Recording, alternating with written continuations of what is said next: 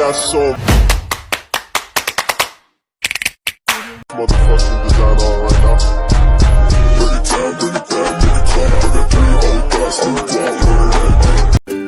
Halo teman-teman, selamat datang. Apa kabar semuanya? Terima kasih sudah mampir.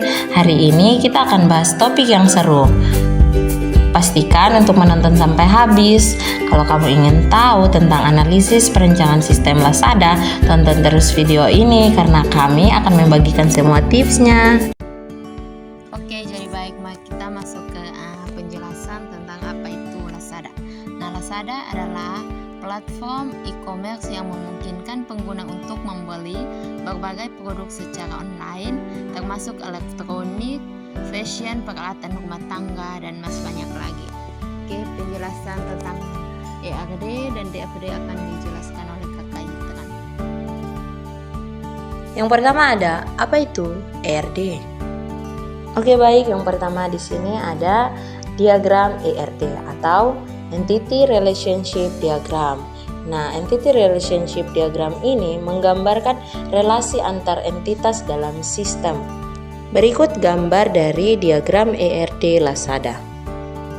Misalkan di sini sistem aplikasi Lazada. Untuk entitasnya itu ada 5, yang pertama pengguna, yang kedua pesanan, yang ketiga produk, dan yang keempat itu kurir, kemudian yang terakhir ada pembayaran. Dari gambar di samping disimpulkan bahwa secara keseluruhan diagram ini menggambarkan sistem pemesanan di mana pengguna melakukan pemesanan untuk produk yang akan dikirim oleh kurir dan pembayaran terkait setiap pesanan juga dicatat. Yang kedua yaitu DFD. Apa itu DFD? DFD atau Data Flow Diagram adalah diagram yang menggambarkan aliran data dalam suatu sistem secara visual. Berikut adalah gambar DFD level 0 dan DFD level 1 untuk aplikasi Lazada. Untuk DFD level 0 seperti gambar di samping, alur kerja keseluruhannya itu yang pertama, pelanggan melakukan pemesanan melalui sistem penjualan, kemudian yang kedua sistem penjualan, kemudian mengirimkan informasi pesanan ke bagian marketing, bagian gudang, bagian pengiriman barang, dan bagian akuntansi. Yang ketiga, setiap bagian menjalankan tugas spesifiknya. Marketing mengelola pesanan, gudang menyiapkan barang, pengiriman mengatur distribusi, dan akuntansi mencatat pembayaran. Gambar di sebelah adalah gambar diagram level 1 proses 0. Secara keseluruhan, diagram ini menunjukkan bagaimana data pemesanan dan pembayaran digunakan untuk membuat bukti transaksi dan laporan keuangan yang kemudian disampaikan ke berbagai pihak, baik internal maupun eksternal seperti konsumen, platform, dan departemen terkait. Gambar kedua atau gambar di samping ini adalah gambar DFD level 1 proses 1. Di diagram ini dia menggambarkan proses DFD level 1 dari penerimaan dan pemrosesan data pesanan dan data pembayaran dari konsumen. Setiap langkah mengumpulkan informasi penting yang kemudian diolah menjadi rekapitulasi pesanan dan pembayaran yang berfungsi sebagai dasar bagi proses berikutnya dalam sistem pemesanan dan pengelolaan pembayaran.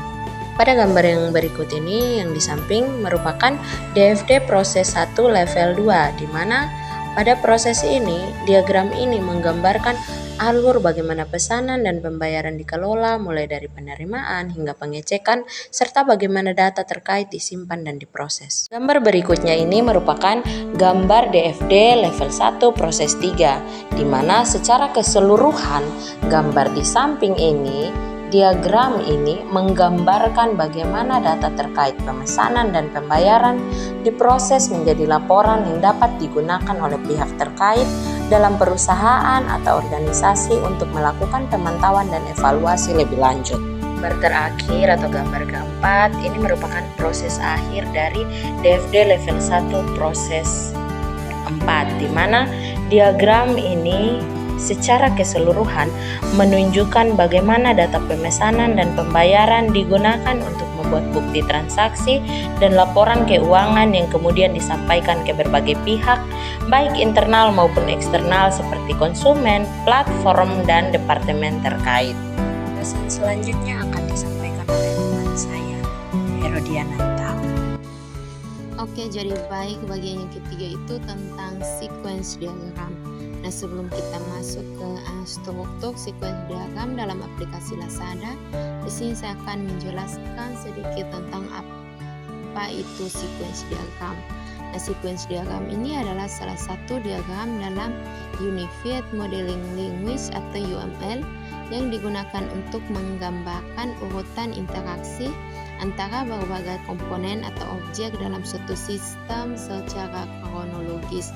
Nah, di samping ini adalah gambar diagram sequence yang menunjukkan bagaimana caranya memesan instruksi yang dikirim antar objek dari awal hingga akhir sebuah proses pemesanan. Jadi kesimpulannya itu sequence diagram ini menggambarkan interaksi antara berbagai aktor dari sistem termasuk pengguna, sistem Lazada, katalog produk, gateway pembayaran, dan layanan kurir. Jadi diagram ini menunjukkan alur mulai dari pengguna mencari produk, memesan, melakukan pembayaran, hingga mengirim produk. Jadi setiap langkah diproses secara sinkron oleh sistem terkait dan pengguna diinformasikan di setiap tahap proses pesanan. Oke, jadi yang keempat ini tentang kelas diagram. Nah, sebelum kita masuk ke struktur kelas diagram dalam aplikasi Lazada, di sini saya akan menjelaskan sedikit tentang apa itu kelas diagram.